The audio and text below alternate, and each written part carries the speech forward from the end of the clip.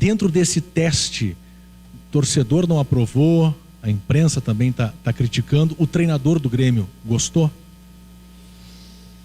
Não gostei, porque acho que com 75% de posse de bola, sendo 72% no campo do adversário, a gente continua tendo que entregar um jogo mais qualificado. Mas se as coisas se repetem com esse ou com aquele, é porque esse é o problema que o Grêmio tem para resolver. Acho que já falamos sobre isso, né? Achei que a equipe teve postura, teve entrega, teve um monte de coisa boa, mas não atingiu o objetivo que no final esteve muito na nossa mão para conquistar, né? Temos outras coisas boas, que foram os meninos, né? Que a gente tem visto em alguns treinamentos, tem trazido para treinar com a gente. Outros ainda não tinham estado, mas a gente sabe da capacidade, da qualidade que tem, que é uma qualidade diferenciada. E esses sim a gente tem que ter paciência. Esses merecem muito a paciência, muita compreensão do torcedor, porque esses vão ser, num futuro próximo, eu diria, parte da resolução que podemos ter. Então, vão ter que passar por jogos como esse para ficar um pouco mais maduro. A gente já vê que tem uma capacidade boa. Então vamos seguir o nosso caminho. Podíamos sair da noite de hoje daqui do estádio com coisas todas positivas quase, né? E falei isso para os jogadores lá dentro. Acho que nos últimos tempos, aqui na nossa casa, nós já perdemos 3 boas oportunidades de entregar algo que proporcionasse um salto para a equipe. Salto no sentido, não de da noite para o dia apresentar um jogo que ela ainda não tem capacidade para apresentar, mas salto de confiança, salto de compreensão maior do torcedor, dessa coisa que o torcedor quer, que nós queremos, mas que ainda estamos deixando a desejar. Mano, boa noite. Hoje a gente viu que a estrutura do time foi alterada ali para a saída de bola, colocou vários jogadores à frente para tentar fazer essa vantagem, aproveitar um time mais ofensivo em vários momentos. Mas, de novo, a gente viu o Grêmio com essa dificuldade de fazer valer, hoje contra o adversário, de forma óbvia. O Grêmio tem jogadores muito mais qualificados do que o Luquenho. Por onde passa essa questão? É da confiança? É do pouco tempo de daqui a pouco fazer os ajustes que tu entende necessário e tem identificado nos treinamentos? É o que o Grêmio não consegue fazer valer a sua diferença contra adversários ou aproveitar momentos em que ele está superior no jogo contra rivais de qualidade semelhante? O jogo de futebol exige vários fundamentos, o desenvolvimento de vários fundamentos. Temos as questões técnicas, individuais, temos as questões táticas e estratégicas, que eu acho que foram bem nítidas em termos de superioridade.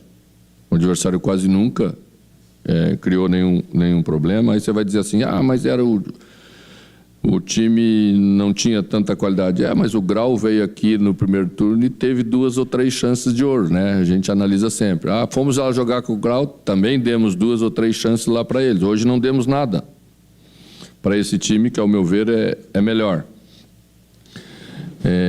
Aí tem a outra parte, que é você ter entendimento do que é proposto, daquilo que a equipe precisa fazer, que é a parte cognitiva daquilo que se desenvolve como o jogo, que exige muito da leitura do momento, da questão de você entender o que está acontecendo a cada jogada, porque elas são diferentes. O adversário tem comportamento diferente, os jogadores têm comportamento diferente, e isso pertence aos jogadores. Acho que nós não estamos nesse estágio mesmo, é visível, né? Hoje a gente fez exatamente isso que você disse no início da pergunta. A gente trabalhou com uma construção de 3. Empurrou 5 jogadores na última linha, com o Estevão mais aberto, tentando trazer a Aravena um pouquinho mais para dentro. E quando eu falei esses dias sobre a Muzu um pouco mais para dentro, Alguém comentou aí que a Muzu tem muita dificuldade de armar. Eu não trouxe ele mais para dentro para ser armador, eu trouxe ele mais para dentro para se juntar ao atacante, ficar mais próximo, em cima da última linha. Hoje, com o Aravena era a mesma ideia. Isso deu um Natan mais posicionado como meia-direita, atrás da linha dos volantes do adversário, que fazia 2 linhas de 4, a ideia era essa, né, para defender. Em determinados momentos a gente fez essa bola chegar boa, né? E outras já tivemos um pouquinho de dificuldade. Depois o time foi se alterando. Minha ideia era, quando coloquei Cristaldo, era fazer Cristaldo e Natan, já naquela hora, mas Natan estava com muita dor e disse que não tinha mais condição, para ter essa armação melhor por dentro, porque era lógico que o adversário ia baixar, era lógico que nós tínhamos que ter mais qualidade de jogo para atrair primeiro, para depois agredir. E não tinha muito espaço para atacar a última linha atrás da linha deles, porque nós empurramos o adversário para trás, então esse espaço quase não existiu. Mas os nossos problemas são exatamente esses. Mano, boa noite. Você falou há pouco, né, que, enfim, que os problemas se repetem e que aí os problemas do Grêmio, por esse ou aquele, se repetem, são por conta de um ou outro, mas, enfim, quero falar sobre os jovens, né, porque hoje você teve 2 que foram chamados de última hora, mais alguns que você trouxe também para a lista de relacionados do Grêmio para a partida de hoje. A melhora, mano, que você espera, que o torcedor espera e que o time espera também, ela passa daqui a pouco por esses jovens, que tem que ter toda a calma que você falou, né? Recebam mais oportunidades e esses, digamos assim, problemas, ou enfim, da maneira que você quiser colocar, passem a receber menos minutos no time do Grêmio? Bom, vamos tentar assim, ser bem objetivo nas coisas, né? A gente já melhorou em muita coisa, né? Hoje a gente fecha o 3º jogo sem sofrer gols, que era uma coisa que quando chegamos aqui vocês me perguntaram muito sobre isso e eu disse que era o primeiro passo que nós íamos tentar resolver, tá? Então já éramos mais uma coisa para estarmos comemorando aqui se tivéssemos feito a última parte bem feita, né? Podíamos aqui estar comemorando a utilização dos jovens, de ter entrado bem num jogo, né, dentro de casa, para que o torcedor se vislumbrasse aí o futuro do Grêmio sendo criado dentro de casa novamente, que eu acho que é uma coisa que é muito tradicional no clube.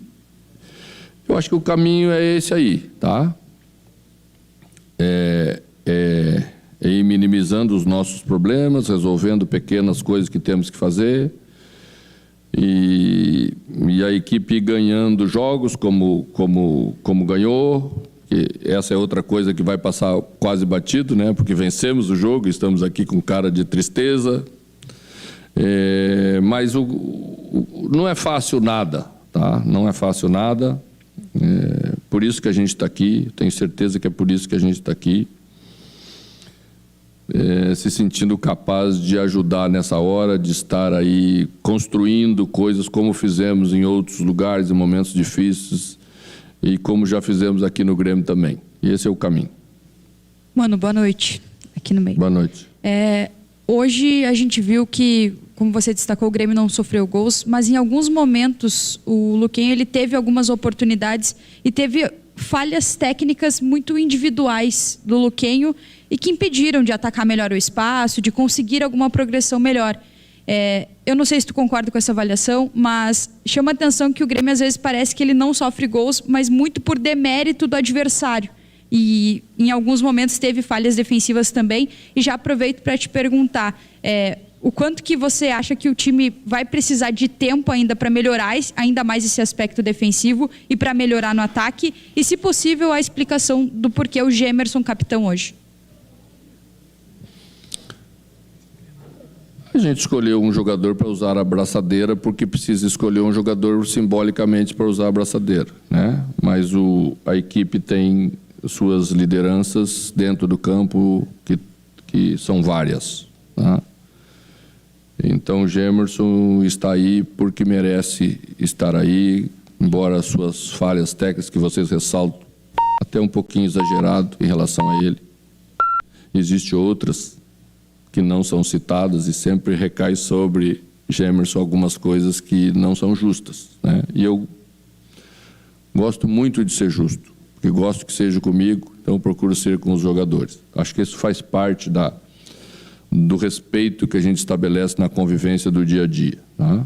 Respeito, as críticas, elas pertencem a cada um e não estou aqui para contestar isso. Mas temos as nossas avaliações, né? E acho que sistema defensivo é muito mais importante do que um jogador individual. Já falei isso, acho que na entrevista passada. Acho que a equipe vem cometendo suas falhas porque ainda não está no estágio que gostaríamos nós. Por exemplo, o Gemerson não estava no jogo contra o Bahia e também cedemos 3 ataques importantes em que o adversário entrou no meio da nossa defesa. Tá? Futebol é assim, é você ser superior, é você estabelecer enfrentamentos, duelos, estamos melhorando em tudo isso. Acho que depois da parada vou estar aqui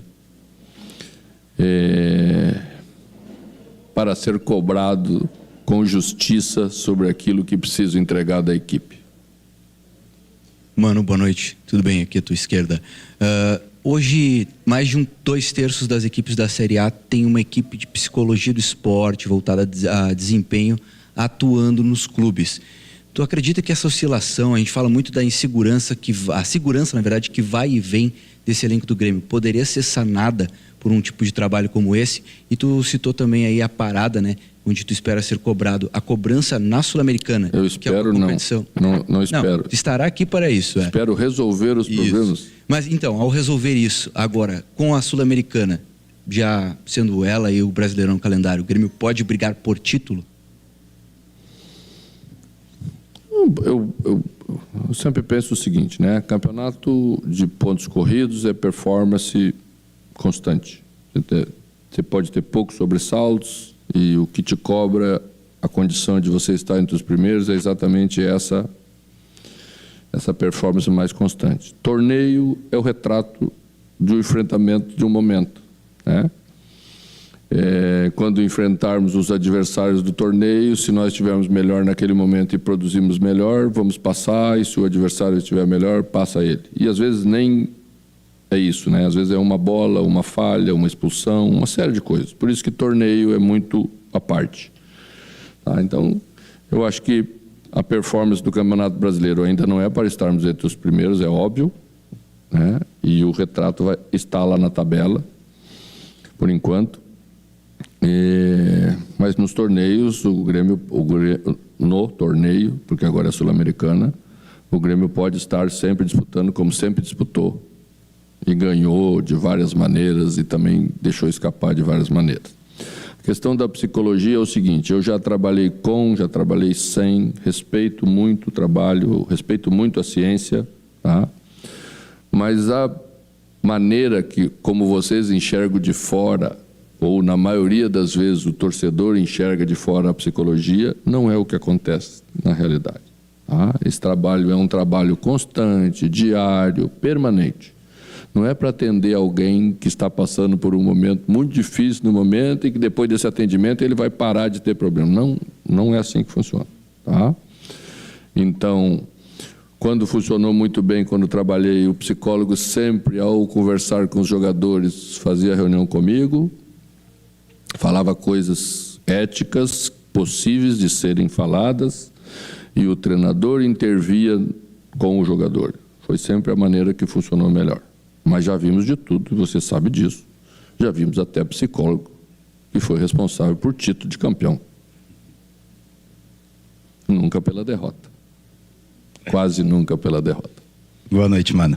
A gente ficou observando as tuas reações ao longo do jogo e a partir delas eu tenho que te perguntar a tua avaliação sobre a qualidade individual dos teus jogadores e se de alguma forma em determinados momentos o cognitivo desses atletas acaba te irritando na tomada de decisão. O Grêmio parece que não consegue tomar a decisão correta no momento certo.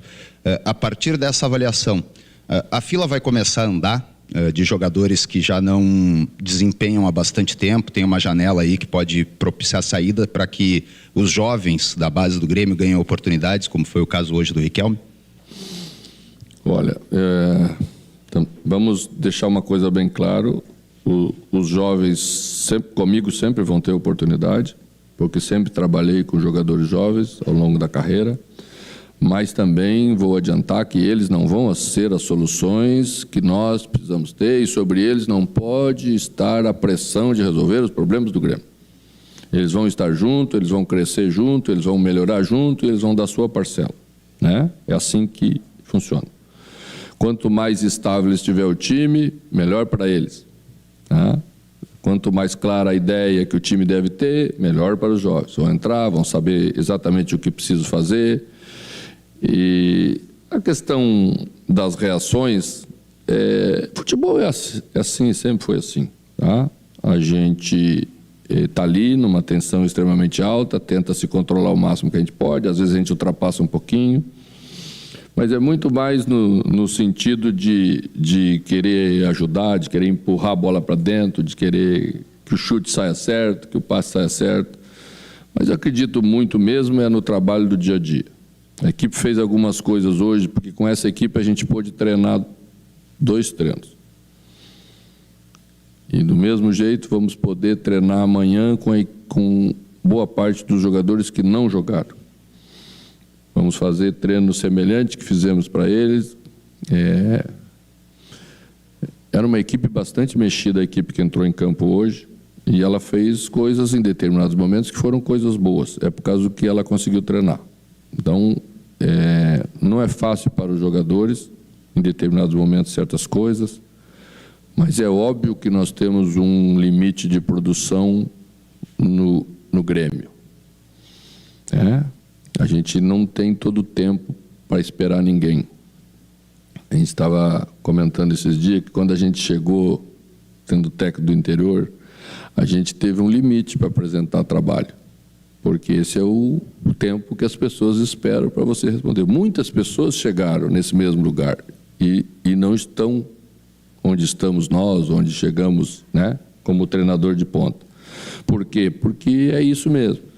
As pessoas ficam esperando, elas te dão oportunidade, elas ficam esperando, todo mundo sabe o nível que é estar aqui e nós temos que responder. E os jogadores também é assim.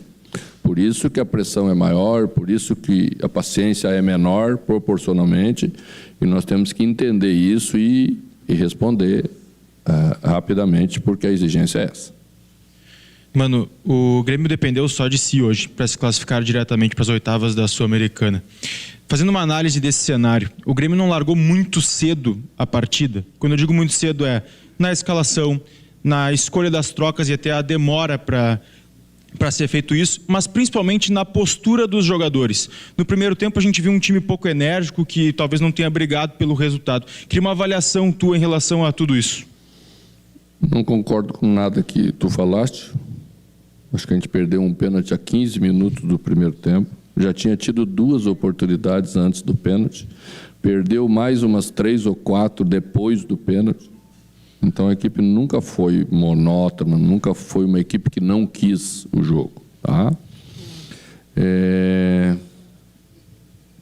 Não achei que demoramos para trocar, fizemos uma troca no intervalo, tiramos um zagueiro, colocamos mais um atacante, depois fizemos de novo, sempre no intuito de buscar ofensividade para a equipe, colocamos um segundo meia, fizemos o que tínhamos que fazer. Então, nunca desistimos do jogo e a produção da equipe durante os 90 minutos foi suficiente para fazer 4-0 com tranquilidade, eu diria.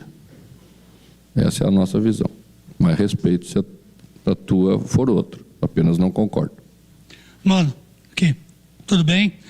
Mano, quem acompanha a tua carreira, como eu acompanho, bastante tempo, sabe que desde o Guarani de Venâncio Aires você preocupa com o perfil comportamental dos atletas, tá? Que são parte dos outros 3 vetores. Esse time do Grêmio vai levar quanto tempo, dentro do teu conhecimento dessa temática, para poder recuperar a autoconfiança e poder ser o Grêmio que a torcida deseja? Olha, o Grêmio dos últimos anos tem sido um Grêmio diferente do Grêmio lá de trás, né? Eu acho que aí, não sei pontuar exatamente onde começou a mudança de comportamento, de perfil da equipe. Mas ela aconteceu.